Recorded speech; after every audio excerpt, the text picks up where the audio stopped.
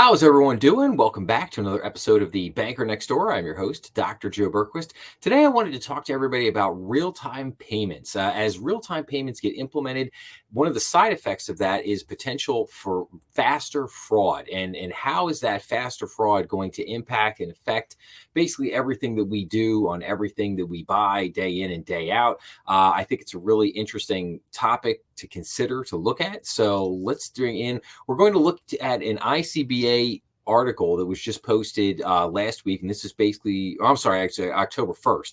So about a month ago. So, and this is called, Can Faster Payments Lead to Faster Fraud? Community banks can thwart criminals' attempts to scam people via instant payments by deploying multi-layered controls, including educating customers on how not to fall for these scams. So let's go down here. So with new faster payment options comes new fraud opportunities. According to an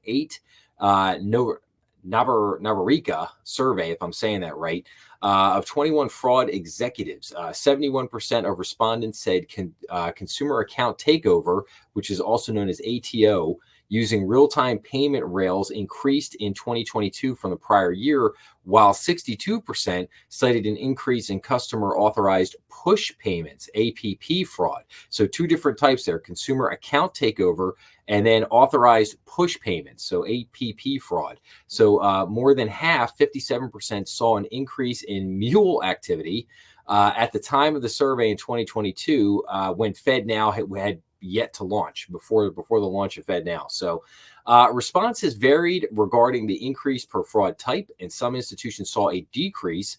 Fraud activity among small business customers also increased, but small business fraud across all institutions was generally less frequent than consumer fraud.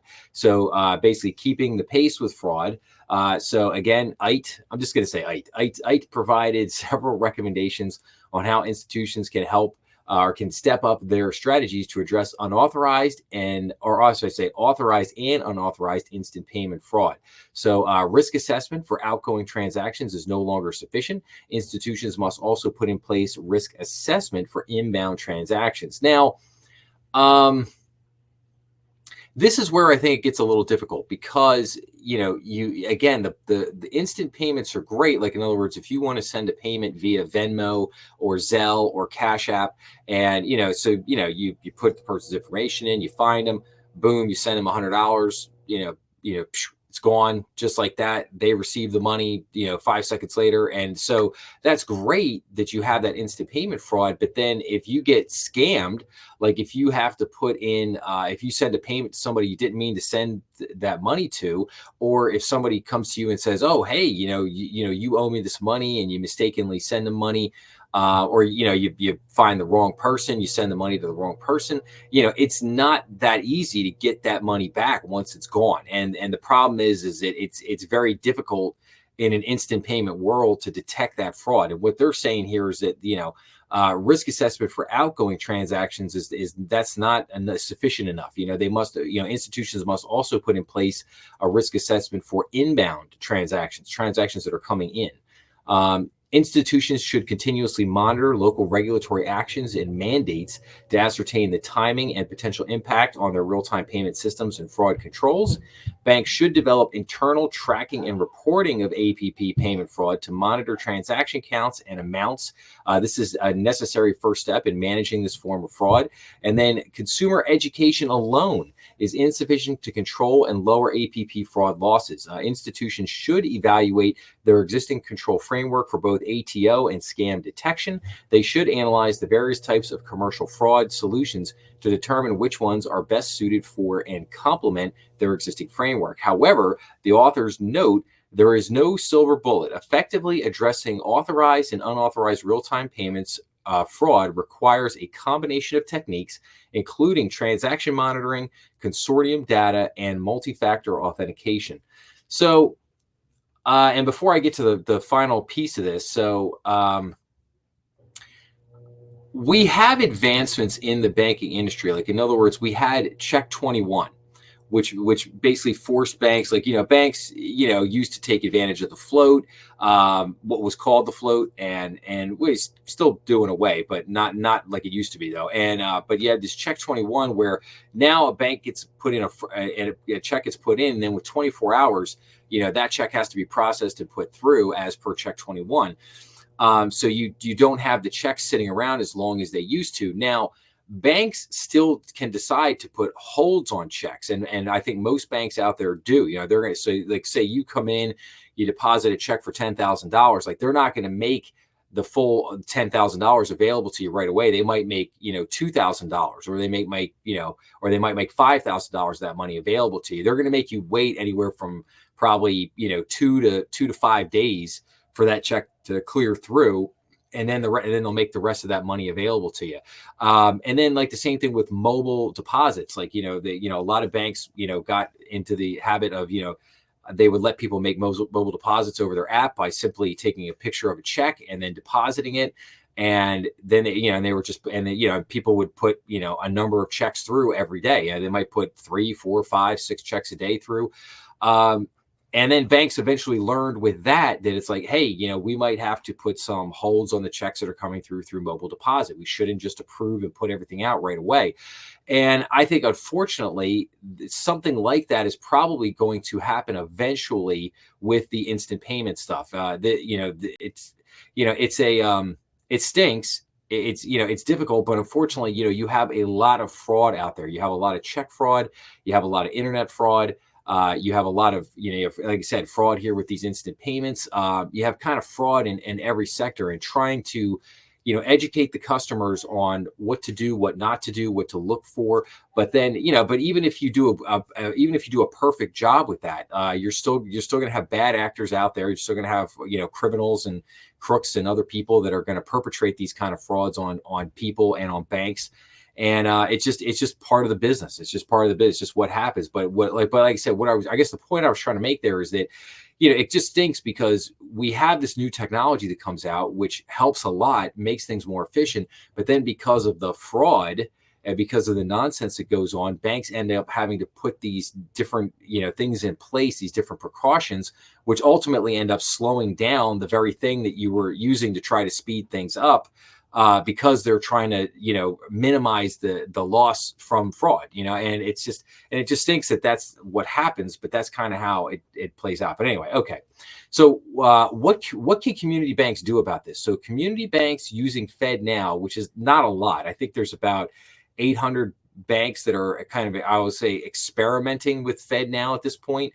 And FedNow is not even really ready to go. There's no app for FedNow. Like, you can't, consumers can't use FedNow, and even banks in certain respects, they can't do a lot of things with FedNow. So it's not like, FedNow has some user interfaces that still need to be built out, some other things. So it's still very much, FedNow is still very much a work in progress. And if you want more on that, go check out the episode that I did on FedNow, probably, within the last, couple months.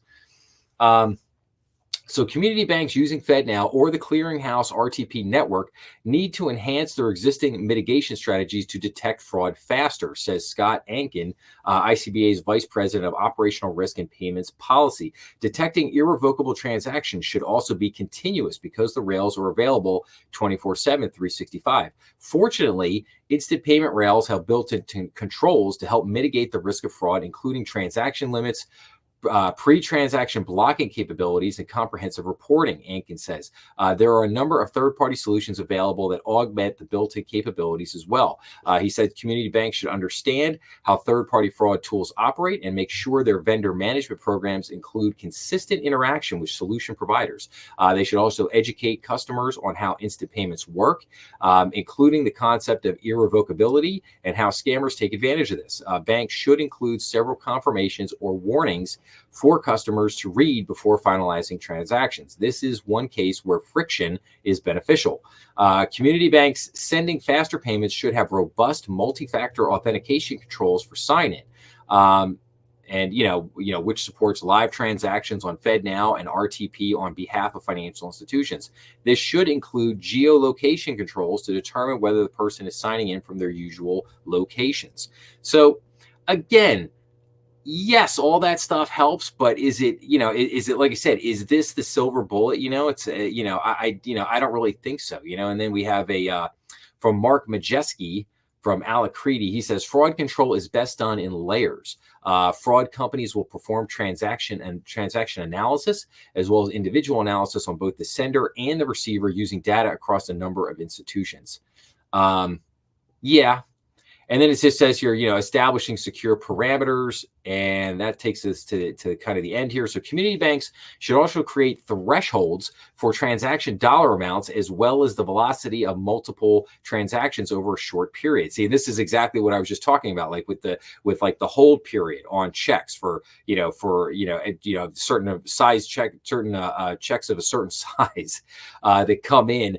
Banks have hold periods on that, whether it's in person or whether it's through mobile deposit. And now he's basically saying the same thing, that basically, oh, yes, banks should put some parameters around this to basically say, like, yeah, you need to create dollar amounts. So in other words, if somebody's trying to send a $10,000 instant payment, maybe you should put a hold on that and get some type of extra approval before that payment actually goes out versus, something that's $50 or $30 or $100, something like that. And then he's saying, as well as, velocity of multiple transactions over a short period. Like, in other words, what scammers are going to do is they're going to try to put through a small dollar amount. They're going to try to put through $5, $10, $20. And then if they'll put through a couple small transactions, and if those go through, then they'll go for the big transaction. Then they'll go for the $500, the $1,000, the $2,000 transaction. And that's basically how they work. So if a bank is seeing or detecting, like, in other words, if you don't ever send multiple payments through, we'll use Zelle. So say you don't ever send multiple payments through Zelle. Well, and then all of a sudden one day there's 10, payments for, 598, 865, 795, 785, and then the last one's for $3,000. Well, you could pretty much tell right away that is probably fraud, and you should probably freeze those payments and hopefully not send those out. But then he goes on to say, it's like, we build limits into our platform to make sure that we keep people secure at the time of transactions. And we've also built pieces like geolocation and additional authentication points into our payment workflows.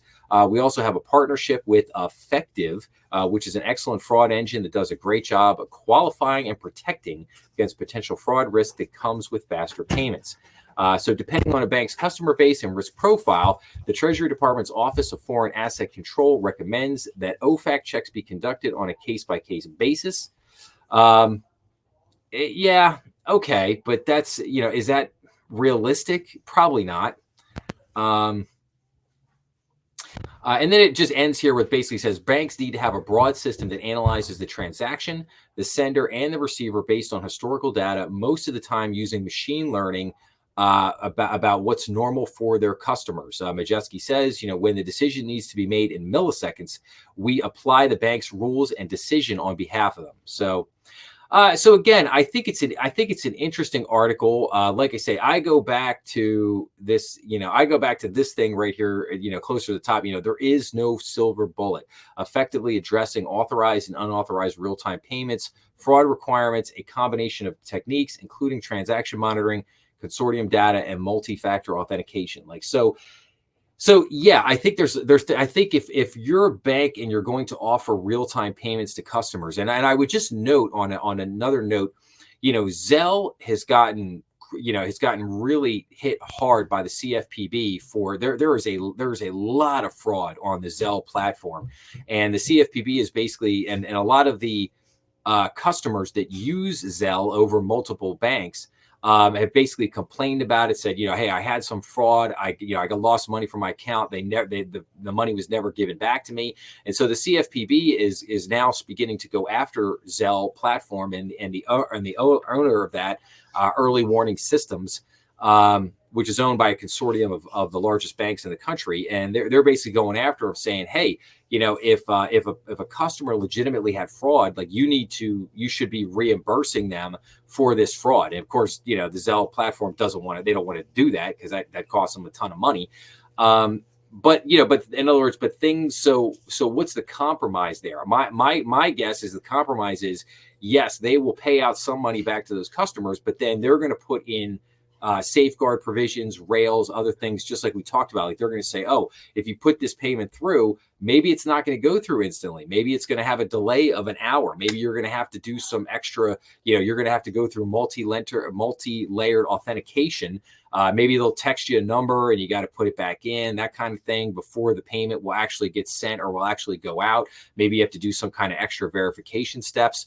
So we'll, again, we'll see what happens with this. I think this is going to continue to become a bigger landscape, obviously with Cash App, Zelle, Venmo. And now, obviously FedNow will become a much bigger player in this space in the years ahead.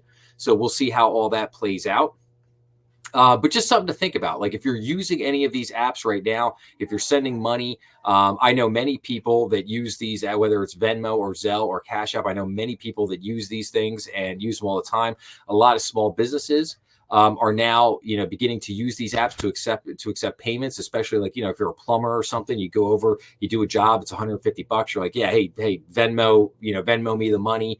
So you're starting to see a lot of that. Block is another company that comes to mind. Oh, okay, send the money to me, to my Block account via maybe Venmo or something like that, or whatever. Maybe they have their own payment thing. I'm not sure, but yeah, like I said, so it's just an interesting thing. Like this isn't going away. It's going to continue to evolve over time, and we'll just see what happens. But like I said, I would not be shocked if, like I said, banks begin to put in more protocols and more safeguards, and this, kind of slows down the ability to use these payment apps to send payments instantaneously. Yeah, even though that's the intended purpose. So, but we'll see. Like I said, interesting article, interesting topic. More to come on this for sure. So, but I'll wrap up with, if you like this video, please make sure to like, share, and subscribe, as that really helps the channel. Remember, we are on YouTube, Rumble, and all major podcast platforms. Please make sure to leave your comments down below, as I always love getting back to everybody. Make sure to check out some of the other content on the channel. Remember to check out the live stream, BND Strategy Room live stream every Friday night on YouTube at 7 p.m. And I will see everybody again real soon.